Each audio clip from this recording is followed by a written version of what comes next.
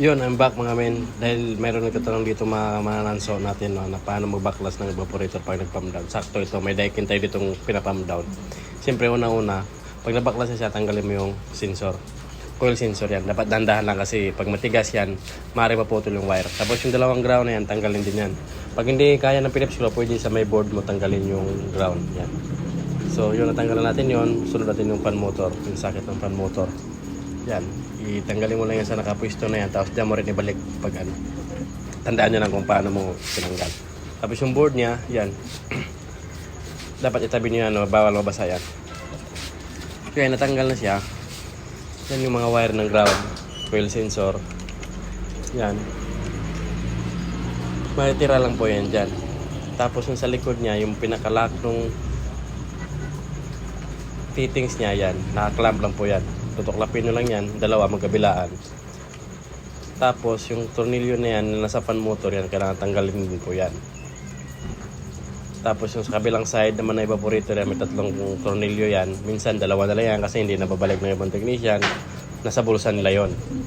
So ayan, natanggal na. Pati yung blower niyan, magnet lang po yan. Hatakin nyo lang po yan. Tapos iangat po yung pinaka evaporator niyan. Tapos mahatak po yan. So yan na yon. So pag natanggal na yung ano, yan, iaangat ko lang po yung mismong evaporator paakyat. Medyo matigas lang kasi nagka-clamp po yan. Mamaya papakita ko kung saan naka-clamp yan. Tapos mahatak na siya yan. So yung pan motor na yon, natira, yung hawak-hawak ko, nakaipit lang po yun. So madali lang tanggalin yan. Ayan, nasaglit ko lang tinanggal, diba? So yan po yung evaporator niya. Tapos yung sinasabi ko kayo na naka-clamp, medyo matigas pag tinanggal na. Yan napapakita ko. Yan po yung blower niya, hinugasan na ng kasama ko. Yan po yung, ayan, nakikita niyo yung parang may foam. Yan, nakakawit po yan sa may likod ng chassis niya, dyan.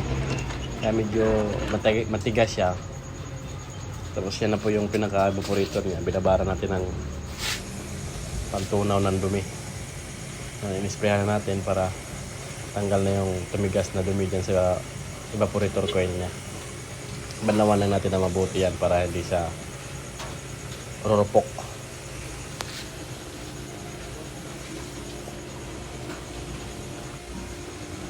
Yan, banlawan lang natin. Tapos yan na yung matapos na natin yan. Nalinis natin chassis, rin pan. Tapos ibabalik na natin, no? Siyempre, una-unang gawin natin, yung unahin natin yung fan motor. Sinabi ko kanina na naka-clamp lang. Yan, may dalawang butas dyan. Yan. Sundan nyo na yung guide na yan. Tapos, tusok mo lang yan dyan. Tapos yung sa bandang baba, dapat nakapasok po yung tornilyuhan yan. Yan, tinuro ko yan. May tornilyo yan dyan. Pero wag mo muna lagay yung tornilyo. Yan, sinasabi ko magnet yan. Ipasok mo lang yung blower niyan kung saan hatakin ng pan motor kasi nakamagnet po yan. Tapos yung sa gilid naman yan.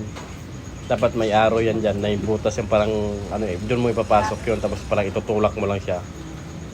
Tutunog yan pag tinulak mo. Tapos kailangan smooth na yung ikot niya. So yun. Yung ano na yan, yung sabi ko kanina na naka-clamp sa likod. Yan, kailangan nakadiin yan para pag hindi kasi naka-clamp ng maayos yan, maaaring sumasabit yung blower. So kailangan idiin yun ng maayos. Tapos tulak lang. Tapos yung tornilyo niyan, yan, kailangan lapat. Kasi pag hindi lapat, sasayad po yung blower. No? So, kailangan lapat yan. Tapos yung lock niya, yan, sa likod. Ganun lang din, nakaklamp lang din yan. Kung paano nyo itinanggal, sundan nyo lang. Madali lang po yan.